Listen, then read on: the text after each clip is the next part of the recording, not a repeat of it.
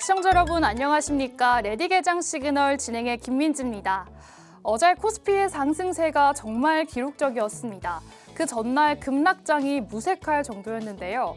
먼저 첫 번째 시그널은 단연 반도체입니다. 그동안 시장을 짓눌러왔던 가장 큰 의구심, 바로 AI 거품론이 일단은 해소가 됐습니다. 바로 마이크론의 6월 실적 발표 덕분이겠죠. 사실 지난 3월 마이크론이 가이던스를 제시를 했는데 시장 예상치보다 밑돌게 되면서 마이크론 4%대 하락을 면치 못했고 국내 대형주 반도체들 주들도 크게 흔들렸습니다. 그런데 이번에는 완전히 달라졌죠. 이번 시장 예상치 가이던스를 무려 510억 달러로 제시를 하면서 기존의 우려를 말끔히 씻어냈고요. 간밤 마이크론 16%대 폭등을 나타냈습니다.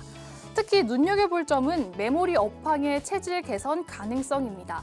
사실 그동안 메모리 반도체는 가격 사이클에 굉장히 취약했는데요. 공급이 과잉되면 가격이 폭락하는 수익 구조로 되면서 이러한 수익에 대한 의구심이 있었습니다. 하지만 마이크론 이번에 SCA 전략적 공급 계약을 제시를 하면서 대형사 고객사에게 먼저 물량을 확보하는 그런 계약을 체결했고 또 이 물량을 먼저 확보한 다음에 가격 하한선을 정해서 안정적인 수익 구조를 시장에 증명을 해냈습니다. 이 덕분에 아시아 증시 전반의 반도체를 중심으로 투심이 살아났는데요. 어제 일본 니케이 지수 사상 최고치를 다시 한번 더 썼고요. 또 대만과 한국도 반도체를 중심으로 투심이 살아났습니다. 여기에 SK하이닉스는 미국 나스닥 모멘텀까지 더해지면서 수급적으로 다시 한번 매기가 몰렸었죠. 그런데 이런 실적 호재에도 마냥 웃을 수만은 없는 상황이 됐습니다. 바로 두 번째 시그널, 엇갈린 매크로 상황 때문인데요. 호르무즈 해협이 개방되면서 WTI가 배럴당 70달러 선 초반까지 내려왔고 이에 따라서 미 국채 금리도 빠르게 안정화되고 있는 모습이었습니다.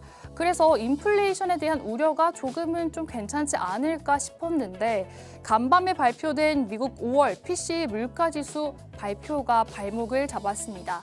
연준이 가장 중요하게 보는 지표인데 시장 예상치에는 부합했지만 약 3년 만에 최고치를 기록한 건데요. 이에 따라서 금리에 대한 매파적인 분위기가 다시금 감돌았습니다. 이렇게 실적과 매크로의 딜레마 속에서 과연 오늘 우리 시장은 어제의 랠리를 이어갈 수 있을지 계속해서 지켜보셔야 할 것 같습니다. 자, 이렇게 오늘 우리 시장 한번 토파봤는데요. 계속해서 정말 중요한 것은 그럼 수익을 거둘 수 있는 테마와 공략 종목이겠죠. 30년 내공의 세력 차트 전문가 김도준 전문가님과 함께 자세하게 이야기를 나눠보도록 하겠습니다. 그럼 본격적인 시작에 앞서 간밤 미국 증시 상황과 오늘 개장 전 체크해야 할 포인트들 만나보고 오시죠.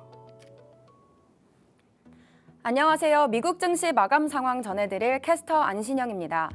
간밤 뉴욕 증시 숫자는 엇갈렸지만 시장의 주인공은 분명했습니다. 바로 마이크론인데요. 장 마감 후 발표한 실적이 시장 기대를 뛰어넘으면서 AI 메모리 수요가 다시 한번 확인됐습니다. 정작 정규장에서는 빅테크를 중심으로 차익 실현이 이어졌지만 장 마감 후 분위기는 완전히 달라졌습니다. AI 반도체 랠리가 다시 이어질 수 있는지 기대감이 살아난 하루였습니다. 자세한 지수 상황 먼저 살펴보시죠. 다우존스는 0.14% 오른 강보합권에 마감했지만 나스닥과 S&P 500은 부진한 흐름 보여줬습니다. 지수 움직임은 크지 않았지만 시장 안에서는 업종별 온도차가 뚜렷했는데요. 나스닥 시장에서는 빅테크의 가격 인상 여파로 하락세를 나타냈고요. 경기 민감주를 중심으로 매수세가 유입되면서 다우지수만 강보합권에 마감했습니다. 필라델피아 반도체 지수의 경우 이틀간의 조정 끝에 3.59% 크게 날아올랐습니다. 다음으로 시가총액 상위 종목들의 움직임도 함께 살펴보시죠. 오늘은 AI 반도체 그리고 빅테크 플랫폼의 흐름이 엇갈렸습니다. 먼저 AI 반도체, 엔비디아는 1.59% 하락 마감했습니다. 전날까지 이어졌던 마이크론의 실적 기대감은 이미 주가의 상당 부분 반영됐고요. 정규장에서는 차익 실현 매물이 우세했습니다. 다음은 플랫폼 기업입니다. 오늘은 반가운 소식을 들려주지는 못했는데요. 먼저 애플은 6% 넘게 급락하면서 시총 3위로 밀려났습니다. 애플은 메모리와 부품 가격 상승 부담에 제품 가격 인상을 발표했습니다. 999달러였던 아이패드 프로의 가격이 1,199달러까지 올랐고요. 맥북의 가격 역시 올랐습니다. 최근 3분기 동안 메모리 저장 장치 가격이 무려 4배나 폭등한 것이 그 원인인데요. 이 소식에 애플의 주가는 6% 넘게 빠지면서 지난 4월 이후 최악의 하루를 맞이했습니다. 알파벳은 0.82% 내렸습니다. 알파벳은 엔트로픽과의 격차를 줄이기 위해서 AI 코딩 스트라이크 팀을 만든 지 얼마 안 된 현 시점이죠. 그러니까 몇 개월 만에 전면 개편한다는 소식을 전했습니다. 핵심 연구원들의 연쇄 이탈에 따른 결과인데요. 주가는 1% 가까이 빠지는 모습이었습니다. 마이크로소프트 역시 3.45% 하락 마감했습니다. 메모리 공급난에 제품 가격 인상을 진행한다는 소식과 함께 애플과 함께 동반 하락세를 보였는데요. 엑스박스 콘솔의 기습적인 가격 인상 소식을 내놓은 결과로 보입니다. 대형 기술주 전반의 매도 흐름 속에서 아마존 역시 3.14% 조정받는 모습이었습니다. 오늘 상위 5개 종목은 반도체는 장 마감 후에 기대감이 살아났고요. 플랫폼 기업들은 차익 실현으로 쉬어가는 하루였습니다. 이어서 6위부터 10위 살펴보겠습니다. 오늘은 반도체와 성장주 그리고 전기차까지 흐름이 뚜렷하게 갈렸는데요. 먼저 반도체입니다. 브로드컴은 0.83% 내렸습니다. 정규장에서는 엔비디아와 함께 차익 실현 매물이 이어졌지만 장 마감 후에는 마이크론의 실적 호조 영향으로 시간 외 거래에서 반등했습니다. 반면 오늘 시장의 주인공은 마이크론이었습니다. 정규장에서는 15.81% 급등 마감했는데요. 시총 상위 종목 가운데 가장 큰 상승폭을 기록했고요. 장중 한때 시가총액 1조 4천억 원을 넘어서면서 테슬라를 뛰어넘었습니다. 시장 기대를 웃도는 실적은 물론 다음 분기 매출 전망도 기대를 하고 있습니다. 특히 HBM 매출이 올해 회계연도 60억 달러를 넘어설 것이다. 이런 전망과 함께 AI 메모리 수요가 여전히 강하다는 자신감을 내비치면서 크게 반등했습니다. 다음으로 테슬라는 0.09% 하락하면서 보합권에 마무리했습니다. 플랫폼 기업인 메타 역시 메모리 상승 가격의 여파로 2.68% 하락 마감했습니다.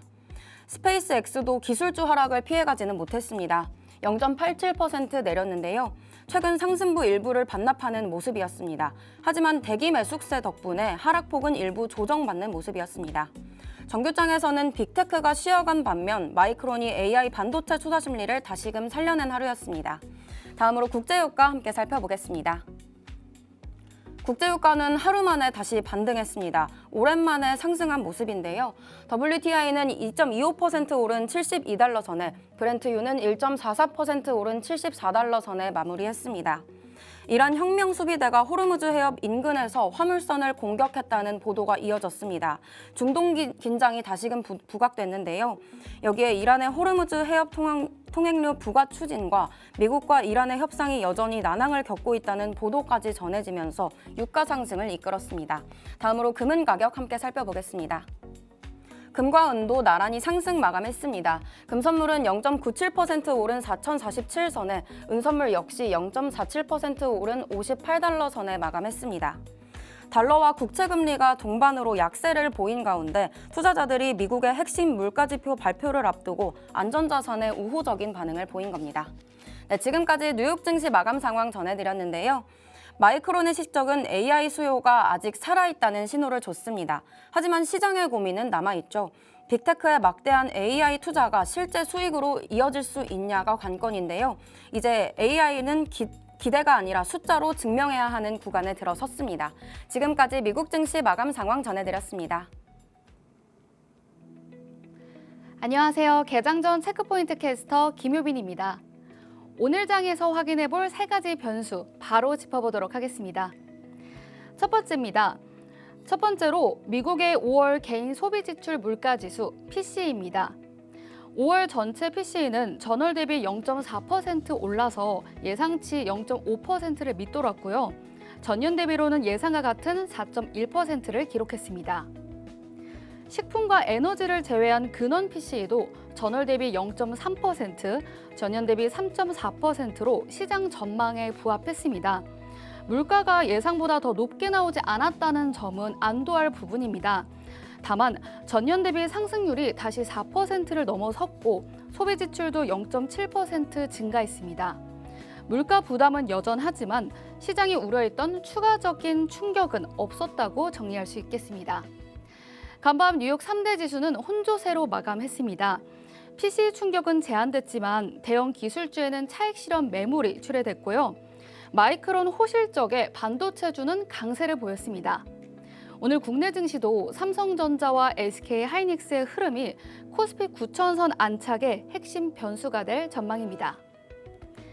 두 번째로는 원달러 환율과 외국인 수급입니다. 전날 코스피는 5.42% 급등했지만 외국인은 코스피에서 8,700억 원 가량을 팔아냈고 코스피 200 선물에서도 1조 6,300억 원 가량을 순매도했습니다. 반면 기관은 3조 3천억 원 가량 순매수하며 삼성전자와 SK하이닉스를 중심으로 지수를 끌어올렸습니다. 하지만 원달러 환율은 1,542.7원으로 올라섰고요. 외국인은 현물과 선물을 동시에 팔아냈습니다. 결국 전날의 반등은 외국인의 작은 복귀보다는 기관 매수와 반도체 대형주가 주도한 상승에 가까웠습니다.